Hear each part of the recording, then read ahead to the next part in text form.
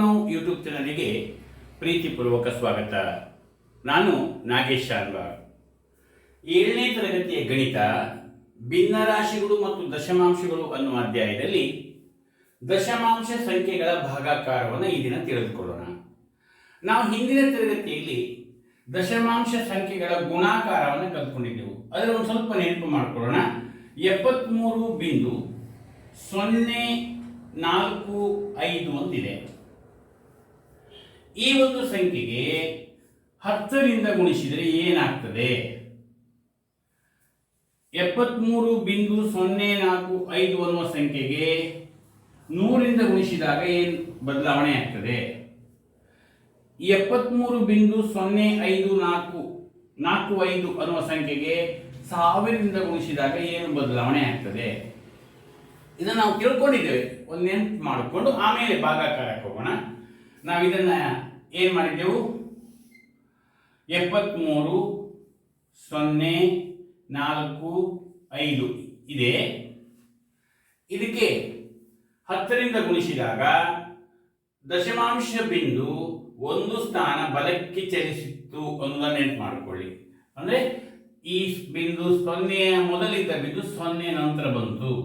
ಅಂದ್ರೆ 730.45 ಆಯಿತು. 100ರಿಂದ ಗುಣಿಸಿದಾಗ ಏನಾಗಿತ್ತು? 73.045 ಅಂತಿದ್ರೆ 2 ಸೊನ್ನೆಗಳಿರೋದ್ರಿಂದ 2 ಸ್ಥಾನಗಳು ಬಲಕ್ಕೆ ಚಲಿಸಿತ್ತು. ಅಂದ್ರೆ 0 ಮತ್ತು 4ರ ನಂತರ ದಶಮಾಂಶ ಬಿಂದು ಬಂದಿತ್ತು. ದಶಮಾಂಶ ಬಿಂದು 2 ಸ್ಥಾನ, 100ರಿಂದ ಗುಣಿಸಿದಾಗ 2 ಸ್ಥಾನ ಬಲಕ್ಕೆ ಹೋಯಿತು, 10ರಿಂದ ಗುಣಿಸಿದಾಗ 1 ಸ್ಥಾನ ಬಲಕ್ಕೆ ಹೋಯಿತು. ಈಗ ನೇರವಾಗಿ ಹೇಳ್ಬೋದು 1000ರಿಂದ ಗುಣಿಸಿದಾಗ ದಶಮಾಂಶ ಸ್ಥಾನ 3 ಸ್ಥಾನ ಬಲಕ್ಕೆ ಹೋಯಿತು.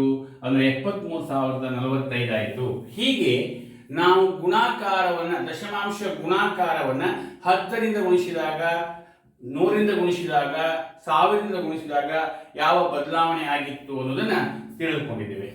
ಈಗ ಅದೇ ರೀತಿ ಭಾಗಾಕಾರವನ್ನು ತಿಳಿದುಕೊಳ್ಳೋಣ.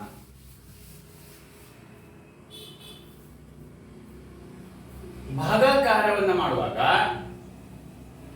ಉದಾಹರಣೆಗೆ 35.7 ಒಂದು ಸಂಖ್ಯೆ ಇದೆ. ಇದಕ್ಕೆ 10ರಿಂದ ಭಾಗಿಸ್ತೇನೆ. 35.7 ಎನ್ನುವ ಸಂಖ್ಯೆಗೆ 100ರಿಂದ ಭಾಗಿಸ್ತೇನೆ. ಆಗ ಅದೇ ರೀತಿ 35.7 ಎನ್ನುವ ಸಂಖ್ಯೆಗೆ 1000ರಿಂದ ಭಾಗಿಸ್ತೇನೆ. ಏನು ಬದಲಾವಣೆ ಆಗ್ಬಹುದು? ನಾವು ಇದನ್ನ ನೇರವಾಗಿ ತಿಳ್ಕೊಳ್ಳಿಕ್ಕೆ ಹೋದ್ರೆ 35.7 ಭಾಗಿಸು 10. 10ರಿಂದ ಭಾಗಿಸೋದ್ರಿಂದ ಒಂದು ಸ್ಥಾನ ಎಡಕ್ಕೆ ಬರ್ತದೆ. ಒಂದು ಸ್ಥಾನ ಎಡಕ್ಕೆ ಬರ್ತದೆ ಅಂದ್ರೆ ಇಲ್ಲಿಂದ ದಶಮಾಂಶ ಬಿಂದು ಈಚೆ ಕಡೆ ಬರ್ತದೆ. 3.57 ಆಗ್ತದೆ. ಗುಣಾಕಾರದಲ್ಲಿ ಬಲಕ್ಕೆ ಹೋಗ್ತು, ಭಾಗಾಕಾರದಲ್ಲಿ ಎಡಕ್ಕೆ ಬರ್ತದೆ. ಪುನಃ ನೋಡಿ, 35.7 ಭಾಗಿಸು 100. 2 ಸೊನ್ನೆಗಳಿವೆ ಅಂದ್ರೆ 100ರ ಭಾಗ. ಪುನಃ 2 ಸ್ಥಾನ ಎಡಕ್ಕೆ ಬರ್ತದೆ. ಇಲ್ಲಿದೆ ಒಂದು ಸ್ಥಾನ, 2 ಸ್ಥಾನ ಎಡಕ್ಕೆ ಬರ್ತದೆ, 3ಕ್ಕಿಂತ ಮೊದಲು ಬರ್ತದೆ. ಅಂದ್ರೆ 0.357.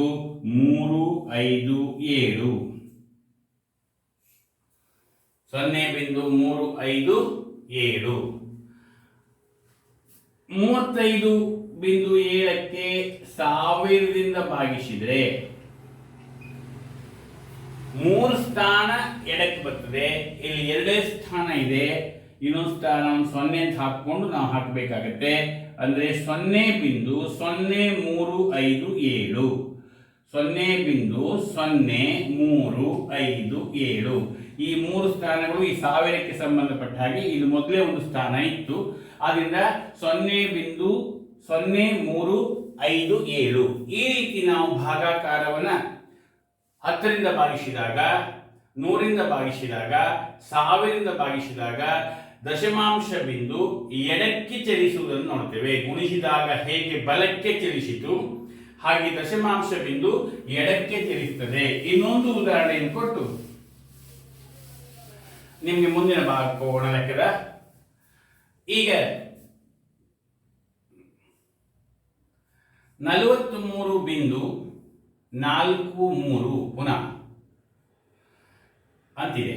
ಇದಕ್ಕೆ 10ರಿಂದ ಗುಣಿಸಿದ್ರೆ ಭಾಗಿಸಿದ್ರೆ 10ರಿಂದ ಭಾಗಿಸಿದ್ರೆ ಏನಾಗ್ತದೆ? ಒಂದು ಸ್ಥಾನ ಎಡಕ್ಕೆ ಬರ್ತದೆ. 4.343 8.765 ಇದಕ್ಕೆ 10ರಿಂದ ಭಾಗಿಸಿದ್ರೆ ಒಂದು ಸ್ಥಾನ ಪುನಃ ಈಚೆ ಹೋಗ್ತದೆ. ಅಂದ್ರೆ 8ಕ್ಕಿಂತ ಮೊದಲು ಬರ್ತದೆ, ಮುಂದೆ ಯಾವ ಸಂಖ್ಯೆ ಇಲ್ಲ, 0.8765 8765 435.7 ಇದಕ್ಕೆ 100ರಿಂದ ಭಾಗಿಸಿದ್ರೆ ಎರಡು ಸ್ಥಾನ ಎಡಕ್ಕೆ ಚಲಿಸ್ತದೆ. 4.357 283ಕ್ಕೆ ದಶಮಾಂಶ ಸ್ಥಾನವೇ ಇಲ್ಲ. 100ರಿಂದ ಭಾಗಿಸಿದ್ರೆ ಇಲ್ಲಿದೆ ದಶಮಾಂಶ ಬಿಂದು, ಎರಡು ಸ್ಥಾನ ಈಚೆ ಬರ್ತದೆ. 2.83 ಹಾಗೆ 1000ರಿಂದ ಭಾಗಿಸಿದ್ರೆ ಏನಾಗಬೇಕು? 3 ಸ್ಥಾನ ದಶಮಾಂಶ ಸ್ಥಾನ 3 ಸ್ಥಾನ ಎಡಕ್ಕೆ ಚಲಿಸ್ತದೆ. ಇದಕ್ಕೆ ನಾವು 10ರಿಂದ ಭಾಗಾಕಾರ ಮಾಡಿದಾಗ ಏನಾಗ್ತದೆ? 100ರಿಂದ ಭಾಗಾಕಾರ ಮಾಡಿದಾಗ ದಶಮಾಂಶ ಬಿಂದು ಹೇಗೆ ತನ್ನ ಯಾವ ದಿಕ್ಕಿನಲ್ಲಿ ಚಲಿಸ್ತದೆ ಅನ್ನೋದನ್ನು ತಿಳ್ಕೊಂಡಿದ್ದೇವೆ. ಹಾಗೆ ಒಂದು ದಶಮಾಂಶ ಸಂಖ್ಯೆಗೆ ಪೂರ್ಣಾಂಕದಿಂದ ಭಾಗಿಸಿದರೆ ಏನಾಗಬಹುದು? ಉದಾಹರಣೆಗೆ 35.7 ಅನ್ನುವ ಸಂಖ್ಯೆ, ಇದಕ್ಕೆ 3ರಿಂದ ಭಾಗಿಸಿದರೆ ಏನಾಗಬಹುದು? ಹೇಗೆ ಭಾಗಿಸುವುದು? ನಾವು ಇದನ್ನ ದಶಮಾಂಶ ರೂಪವನ್ನ ಭಿನ್ನರಾಶಿ ರೂಪಕ್ಕೆ ಬರೀಲಿಕ್ಕೆ ಕಲ್ತ್ಕೊಂಡಿದ್ದೇವೆ. 35 ಪೂರ್ಣಾಂಕ, ಬಿಂದು 7 ಅಂದ್ರೆ 10ನೇ 7 ಅಂದ್ರೆ 10ನೇ 357 ಹಾಗೆ ಭಾಗಿಸು 3. ಭಿನ್ನರಾಶಿ ಭಾಗಾಕಾರವನ್ನು ಕೂಡ ಭಿನ್ನರಾಶಿಗಳನ್ನು ಅಧ್ಯಾಯದಲ್ಲಿ ನಾವು ಇದೇ ಅಧ್ಯಾಯದಲ್ಲಿ ಹಿಂದೆ ತಿಳ್ಕೊಂಡಿದ್ದೇವೆ. ಭಿನ್ನರಾಶಿ ಭಾಗಾಕಾರ ಮಾಡುವಾಗ ವ್ಯುತ್ಕ್ರಮವನ್ನು ಬರಿತೇವೆ. ಅಂದ್ರೆ 3ರ ವ್ಯುತ್ಕ್ರಮ 3ನೇ 1. ಇಲ್ಲಿ ಕನಿಷ್ಠ ರೂಪಕ್ಕೆ ತರಬಹುದು. 3 1 3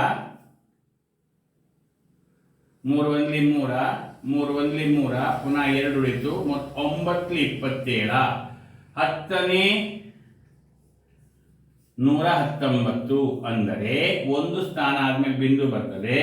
11.9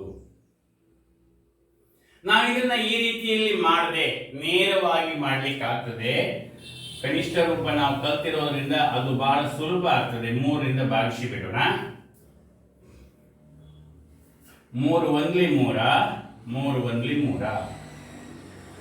3 2 ಉಳಿಯಿತು. 2 ಇಲ್ಲಿ ಮುಂದೆ ಹಾಕಿದ್ದೇನೆ. ಆದರೆ ಭಾಗಾಕಾರ ಮಾಡಬೇಕಾದ್ರೆ ಮೊದಲು ಈ ದಶಮಾಂಶ ಬಿಂದುವನ್ನು ಮೇಲಾಕೊಳ್ಳಿ. 9 27 11.9 ಸುಲಭದಲ್ಲಿ ಭಾಗಾಕಾರವನ್ನು ಮಾಡಲಿಕ್ಕೆ ಸಾಧ್ಯತೆ ಇದೆ. ಇನ್ನೊಂದು ಲೆಕ್ಕವನ್ನು ನೋಡೋಣ. 25.5 ಭಾಗಿಸು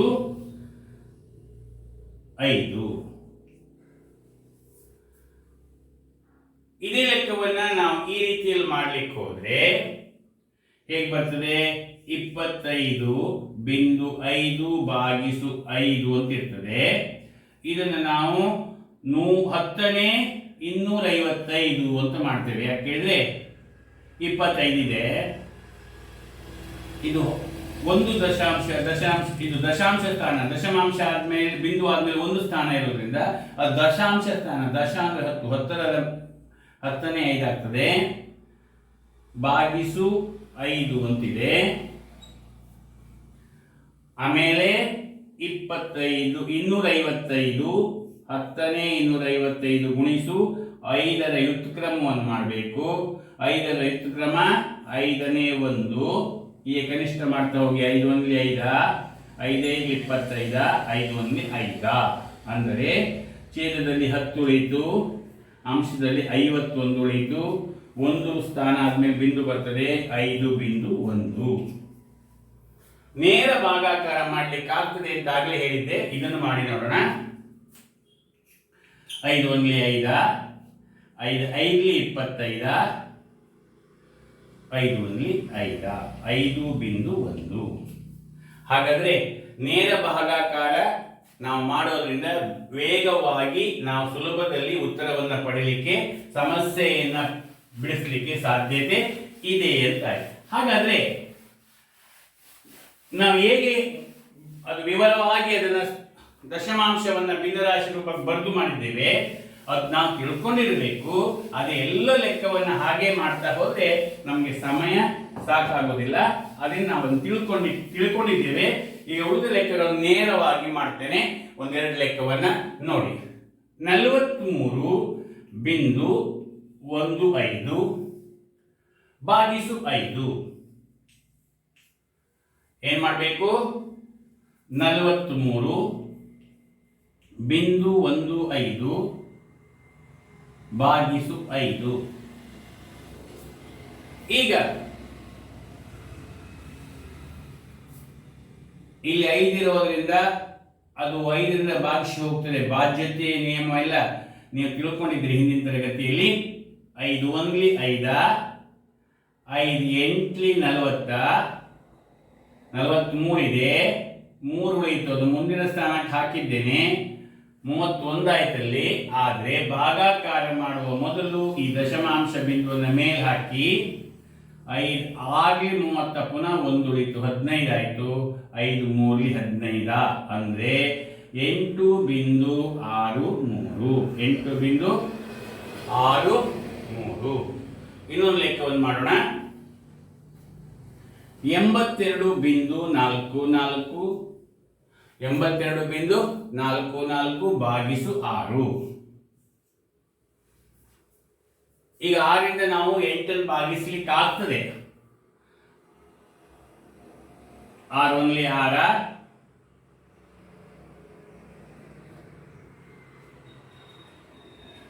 6 1 6, 2 ಉಳಿತು. 6 2 12, 6 3 18, 6 4 24. ಇಲ್ಲ, ಇಲ್ಲಿ 22 ಇದೆ. 6 3 18, 22ರಲ್ಲಿ 18 ಕಳೆದ್ರೆ 4 ಉಳಿತು, ಮುಂದಿನ ಸ್ಥಾನಕ್ಕೆ ಹಾಕೊಂಡೆ. ಇಲ್ಲಿ ಬಿಂದುವನ್ನು ಮೇಲೆ ಹಾಕೊಂಡೆ. 44, 6 5 30, 6 6 36, 6 7 42. ಎಷ್ಟು ಉಳಿಯಿತು? 44 ಅಂದರೆ 2 ಉಳಿಯಿತು, 24 ಆಯಿತು.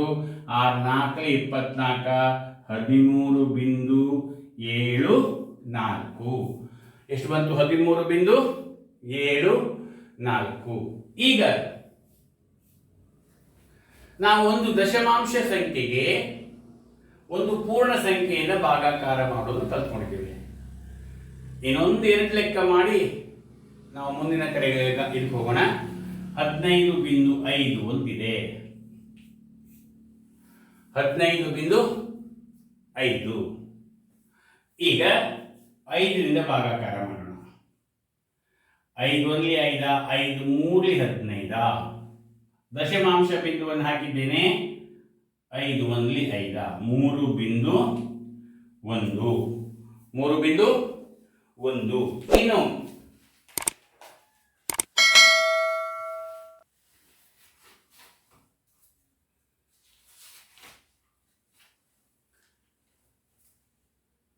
126.35 ಭಾಗಿಸು 5 ಅಂತ ಹಾಕೋಣ. 5 1 5, 5 2 10, 2 ಉಳಿತು, 26 ಆಯಿತು. 5 5 25. ದಶಮಾಂಶ ಬಿಂದುವನ್ನು ಮೇಲೆ ಹಾಕಿ ನೆನಪಿಟ್ಕೊಳ್ಬೇಕು. ಇಲ್ಲಿ ಒಂದು ಉಳ್ಕೊಂಡು ರೀಚ್ ಹಾಕ್ಕೊಳ್ಬೇಕು. 13, 5 2 10, 13, 3 ಉಳಿತು, ಮುಂದಿನ ಸ್ಥಾನ ತೆಗೆದುಕೊಂಡೆ 35, 5 7 35, 25.27, 25.27. ಇನ್ನು ದಶಮಾಂಶ ಸಂಖ್ಯೆಯಿಂದ ದಶಮಾಂಶ ಸಂಖ್ಯೆಗೆ ಭಾಗಾಕಾರವನ್ನು ಮಾಡೋಣ.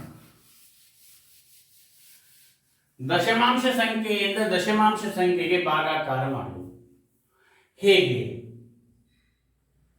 7.75 ಭಾಗಿಸು 0.25.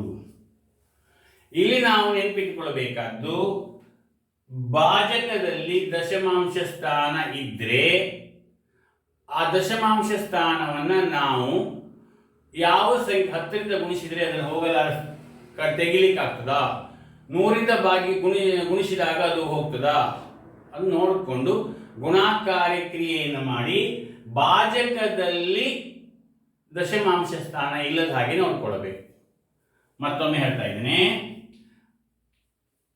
7.75 ಭಾಜಕ ಅಂದ್ರೆ ಏನಾಗ್ತದೆ? ಛೇದ 0.25. ಈಗ ಇಲ್ಲಿ ಛೇದದಲ್ಲಿ ಏನಿದೆ? 2 ದಶಮಾಂಶ ಸ್ಥಾನ ಇದೆ ಅಲ್ವಾ? ಈ 2 ದಶಮಾಂಶ ಸ್ಥಾನ ಹೋಗ್ಬೇಕು ಅಂದ್ರೆ ದಶಮಾಂಶ ಬಿಂದು 2 ಸ್ಥಾನದಷ್ಟು ಬಲಕ್ಕೆ ಚಲಿಸಬೇಕಾದ್ರೆ 100ರಿಂದ ಗುಣಿಸಬೇಕು. ನಾವು ಸಮಾನ ಭಿನ್ನರಾಶಿ ಎನ್ನುವ ಪಾಠದಲ್ಲಿ ಏನ್ ತಿಳ್ಕೊಂಡಿದ್ದೇವೆ? ಛೇದಕ್ಕೆ 100ರಿಂದ ಗುಣಿಸಿದರೆ ಅಂಶಕ್ಕೂ ಕೂಡ 100ರಿಂದ ಗುಣಿಸಬೇಕು ಅಂತ ತಿಳ್ಕೊಂಡಿದ್ದೇವೆ.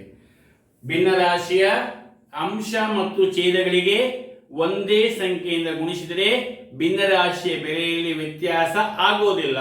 ಹಾಗಾದ್ರೆ ಈಗ 2 ಸ್ಥಾನ ಬಲಕ್ಕೆ ಚಲಿಸಿತು, 775 ಅಂತ ಆಯ್ತು.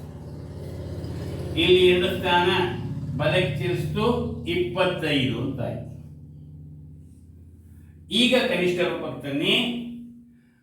5 5 25, 5 1 5, 2 ಉಳಿತು, 5 5 25, ಪುನಃ 2 ಉಳಿತು, 5 5 25 ಮತ್ತು ಹೋಗ್ತದೆ ಅಂತ ಹೋಗ್ತದೆ. 5 1 5, 5 3 15, 5 1 5. ಉತ್ತರ ಎಷ್ಟು ಬಂತು? 31. ಈಗ ಇನ್ನೊಂದು ಲೆಕ್ಕವನ್ನು ಮಾಡೋಣ. 42.8 ಭಾಗಿಸು 0.02 ಹಾಕೋಣ.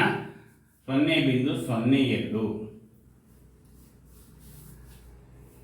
ಈಗ ನಾವು ಇಲ್ಲಿ ಏನು ನೋಡ್ತಾ ಇದ್ದೇವೆ? ಅಂಶದಲ್ಲಿ ದಶಮಾಂಶ ಸ್ಥಾನ 1 ಇದೆ,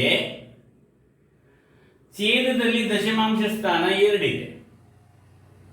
ನಾವು ಅಂಶವನ್ನ ನೋಡಿಕೊಂಡು 10ರಿಂದ ಗುಣಿಸೋದಲ್ಲ, ಛೇದದಲ್ಲಿ ದಶಮಾಂಶ ಸ್ಥಾನ ಇರಬಾರ್ದು, ಅದನ್ನು ನಾವು ಹೋಗಲಾಡಿಸ್ಬೇಕು. ಹಾಗಾದ್ರೆ ಇಲ್ಲಿ 2 ಸ್ಥಾನ ಇರೋದ್ರಿಂದ 100ರಿಂದ ಗುಣಿಸಬೇಕು ಅಂತ ಆದ್ಮೇಲೆ ಅಂಶದಲ್ಲಿ 1 ಸ್ಥಾನ ಇದೆ ಅಂತ 10ರಿಂದ ಗುಣಿಸ್ಲಿಕ್ಕೆ ಹೋಗಬೇಡಿ. ಭಿನ್ನರಾಶಿಯ ಒಂದು ಕ್ರಮ ತಿಳ್ಕೊಂಡಿದ್ದೇವೆ. ಸಮಾನ ಭಿನ್ನರಾಶಿ ಆಗಬೇಕಾದ್ರೆ ಅಂಶ ಮತ್ತು ಛೇದಗಳಿಗೆ ಒಂದೇ ಸಂಖ್ಯೆಯಿಂದ ಗುಣಿಸಬೇಕು. ಛೇದಕ್ಕೆ 100ರಿಂದ ಗುಣಿಸಿದ ಮೇಲೆ ಅಂಶಕ್ಕೂ ಕೂಡ 100ರಿಂದಲೇ ಗುಣಿಸಬೇಕು. ಈಗ ಏನಾಗ್ತದೆ? 2 ಸ್ಥಾನ ಬಲಕ್ಕೆ ಚಲಿಸ್ತದೆ, ಆಗ 2 ಬರ್ತದೆ. ಇಲ್ಲಿ 42 ಇದೆ ಬಿಂದು 8, ಒಂದು ಸ್ಥಾನ, ಇನ್ನೊಂದು ಸ್ಥಾನ 0 ಬರ್ತದೆ. 8 0. 42.8 ಇದ್ದದ್ದು 4280 ಆಯಿತು. ಈಗ 2 1 2, 2 2 4, 2 1 2, 2 4 8, 2 0 0 ಭಾಗಾಕಾರ ಮಾಡಿದ್ದೇವೆ. ಭಾಜಕದ ಮೇಲೆ ಅಂಶದಲ್ಲಿ 2140, ಛೇದದಲ್ಲಿ ಒಂದೇ ಇರೋದ್ರಿಂದ ಉತ್ತರ 2140. ಹೀಗೆ ನಾವು ಭಾಗಾಕಾರ ಮಾಡುವಾಗ ಭಾಜಕದಲ್ಲಿ ಅಂದ್ರೆ ಛೇದದಲ್ಲಿ ದಶಮಾಂಶ ಸ್ಥಾನ ಬಂದ್ರೆ ಒಂದು ದಶಮಾಂಶ ಸ್ಥಾನ ಇದ್ರೆ 10ರಿಂದ ಗುಣಿಸಬೇಕು, 2 ದಶಮಾಂಶ ಸ್ಥಾನ ಬಂದ್ರೆ 100ರಿಂದ ಗುಣಿಸಬೇಕು. ಹಾಗೆ ಛೇದದಲ್ಲಿ 3 ದಶಮಾಂಶ ಸ್ಥಾನ ಬಂದ್ರೆ 1000ರಿಂದ ಗುಣಿಸಬೇಕು. ಅಕಸ್ಮಾತ್ ಅಂಶದಲ್ಲಿ 1 ದಶಮಾಂಶ ಇರಲಿ 2 ಇರಲಿ ಅದನ್ನು ನಾವು ನೋಡಬೇಕಾದ ಅವಶ್ಯಕತೆ ಇಲ್ಲ. ಅದು ಗುಣಿಸಿದಾಗ ಅದು ಸೇರಿಸ್ಕೊಳ್ತಾ ಹೋಗ್ತೇವೆ. ಅದು ಛೇದದಲ್ಲಿ ಎಷ್ಟಿದೆ 2 ಇದ್ರೆ 100ರಿಂದ, ಹಾಗೆ 3 ದಶಮಾಂಶ ಸ್ಥಾನ ಇದ್ರೆ 1000ರಿಂದ, 1 ದಶಮಾಂಶ ಸ್ಥಾನ ಇದ್ರೆ ನಾವೇನ್ ಮಾಡಬೇಕು 10ರಿಂದ ಗುಣಾಕಾರವನ್ನ ಮಾಡಬೇಕು. ಈಗ ಇನ್ನೊಂದು ಲೆಕ್ಕವನ್ನು ಮಾಡಿ ಮುಗಿಸ್ತಾ ಇದ್ದೇನೆ. 30.94 ಭಾಗಿಸು 0.7. ಆಗ ನಾನೇನ್ ಮಾಡಿದೆ, ಏನ್ ಕೊಟ್ಟೆ, ಅಂಶದಲ್ಲಿ 1 ಸ್ಥಾನ ಇತ್ತು, ಛೇದದಲ್ಲಿ 2 ಸ್ಥಾನ ಇತ್ತು. ಈಗ ಅಂಶದಲ್ಲಿ 2 ಸ್ಥಾನ ಇದೆ, ಛೇದದಲ್ಲಿ 1 ಸ್ಥಾನ ಇದೆ. ಹಾಗಂತ ನಾವು ಇದನ್ನ ಅಂಶ ನೋಡೋದಲ್ಲ ಅಂತ ಆಗ್ಲೇ ಹೇಳಿದ್ದೇನೆ. ಛೇದವನ್ನು ನೋಡಿ ನಾವು ಯಾವ ಸಂಖ್ಯೆಯನ್ನು ಗುಣಿಸಬೇಕು, 10ರಿಂದವೋ 100ರಿಂದವೋ 1000ರಿಂದ ಅಂತ ನೋಡ್ಕೊಳ್ಬೇಕು ಅಂತ ಹೇಳಿದ್ನಿ. 1 ಸ್ಥಾನ ಇದ್ರೆ 10ರಿಂದ ಗುಣಿಸಿ, ಛೇದಕ್ಕೆ 10ರಿಂದ ಗುಣಿಸಿದ ಮೇಲೆ ಅಂಶಕ್ಕೂ 10ರಿಂದ ಗುಣಿಸಿ. ಆಗ ದಶಮಾಂಶ ಬಿಂದು 1 ಸ್ಥಾನ ಬಲಕ್ಕೆ ಚಲಿಸ್ತದೆ. ಆದ್ದರಿಂದ 7 ಆದ್ಮೇಲೆ ದಶಮಾಂಶ ಬಿಂದು ಬರುವುದರಿಂದ 7 ಆಗ್ತದೆ. ಇಲ್ಲಿ 9ಕ್ಕಿಂತ ಮೊದಲಿರುವಂತಹ ದಶಮಾಂಶ ಬಿಂದು 9 ಆದ್ಮೇಲೆ ಹೋಗ್ತದೆ, 0.0 ಇದ್ದದ್ದು 309.4 ಆಗ್ತದೆ. ಈಗ ಭಾಗಾಕಾರ ಮಾಡಿ ಕನಿಷ್ಠ ರೂಪ ತರೋದು ಬಹಳ ಸುಲಭ ಆಗ್ತದೆ. 7 7 4 28. ಎಷ್ಟು ಉಳಿತು? 2 ಉಳಿತು. 29 ಆಯ್ತು. 7 4 28. ಪುನಃ 1 ಉಳಿತು. ಮುಂದಿನ ಸಂಖ್ಯೆ ಜೋಡಿ ಮಾಡಿದ್ದೇನೆ. ಆದರೆ ಭಾಗಾಕಾರ ಮಾಡಬೇಕಾದ್ರೆ ಮೊದಲು ಈ ದಶಮಾಂಶ ಬಿಂದುವನ್ನ ಮೇಲೆ ಹಾಕಿ ಆಮೇಲೆ 14ಕ್ಕೆ ಭಾಗಿಸಬೇಕು. 7 1 7 7 2 14. ಅಂಶದಲ್ಲಿ 44.2 ಇದೆ, ಛೇದದಲ್ಲಿ 1 ಇದೆ. ಉತ್ತರ 44.2. 44.2. ಇದುವರೆಗೆ ನಾವು ಈ ಅಭ್ಯಾಸದಲ್ಲಿ ಒಂದು ದಶಮಾಂಶ ಸ್ಥಾನವನ್ನ 1 ದಶಮಾಂಶ ಸ್ಥಾನಕ್ಕೆ 10ರಿಂದ ಭಾಗಿಸಿದಾಗ ಏನಾಗ್ತದೆ, ದಶಮಾಂಶ ಬಿಂದು ಮತ್ತು ಎಡಕ್ಕೆ ಚಲಿಸ್ತದೆ. 4.3ಕ್ಕೆ 10ರಿಂದ ಭಾಗಿಸಿದಾಗ ಬಿಂದು 4.3 ಆಗ್ತದೆ. ಹಾಗೆ 100ರಿಂದ ಭಾಗಿಸಿದಾಗ 2 ಸ್ಥಾನ ಎಡಕ್ಕೆ ಚಲಿಸ್ತದೆ. 1000ರಿಂದ ಭಾಗಿಸಿದಾಗ 3 ಸ್ಥಾನ ಎಡಕ್ಕೆ ಚಲಿಸ್ತದೆ ಅನ್ನೋದನ್ನು ತಿಳ್ಕೊಂಡಿದ್ದೇವೆ. ಹಾಗೆ ಭಾಗಾಕಾರ ಮಾಡುವಾಗ ಪೂರ್ಣ ಸಂಖ್ಯೆಗೆ ಇಂದ ಭಾಗಾಕಾರ ಮಾಡುವುದು ಹೇಗೆ ಅಂತ ತಿಳ್ಕೊಂಡಿದ್ದೇವೆ. ದಶಮಾಂಶ ಸಂಖ್ಯೆಗೆ ಪೂರ್ಣ ಸಂಖ್ಯೆಯಿಂದ ಭಾಗಾಕಾರ ಮಾಡೋದು ಹೇಗೆ ಅನ್ನೋದು ತಿಳ್ಕೊಂಡಿದ್ದೇವೆ. ದಶಮಾಂಶ ಸಂಖ್ಯೆಯಿಂದ ಭಾಗಿಸಬೇಕಾದ್ರೆ ಛೇದದಲ್ಲಿ ಇರುವ ದಶಮಾಂಶ ಸ್ಥಾನಗಳನ್ನ ಎಣಿಕೆ ಮಾಡಿ ಅದಕ್ಕೆ 10ರಿಂದ ಅಥವಾ 100ರಿಂದ ಅಥವಾ 1000ರಿಂದ ಗುಣಿಸಬೇಕು ಅಂತ ಯೋಚಿಸಿ ಆ ಷಷ್ಠೆ ಸಂಖ್ಯೆಯಿಂದ ನಾವು ಗುಣಿಸಬೇಕಾಗ್ತದೆ. ಆಮೇಲೆ ಆಗ ಆ ದಶಮಾಂಶ ಸ್ಥಾನ ಬಲಕ್ಕೆ ಚಲಿಸ್ತದೆ. ಗುಣಿಸಿದಾಗ ಛೇದಕ್ಕೆ ಎಷ್ಟರಿಂದ ಗುಣಿಸಿದ್ದೇವೆ ಅಂಶಕ್ಕೆ ಅದೇ ಸಂಖ್ಯೆಯಿಂದ ನಾವು ಗುಣಿಸಬೇಕು. ಆಮೇಲೆ ಅದನ್ನು ಕನಿಷ್ಠ ರೂಪಕ್ಕೆ ತರಬೇಕು. ಇಷ್ಟನ್ನ ಇವತ್ತನೇ ಪಾಠದಲ್ಲಿ ಅಭ್ಯಾಸ ಮಾಡಿದ್ದೇವೆ ಅಂತ ಹೇಳ್ತಾ ಮುಂದಿನ ಪಾಠದಲ್ಲಿ ಇದಕ್ಕೆ ಸಂಬಂಧಪಟ್ಟ ಅಭ್ಯಾಸವನ್ನು ಮಾಡುವಂತ ಹೇಳ್ತಾ ಇವತ್ತಿನ ಪಾಠವನ್ನ ಮುಕ್ತಾಯ ಮಾಡ್ತಾ ಇದ್ದೇನೆ.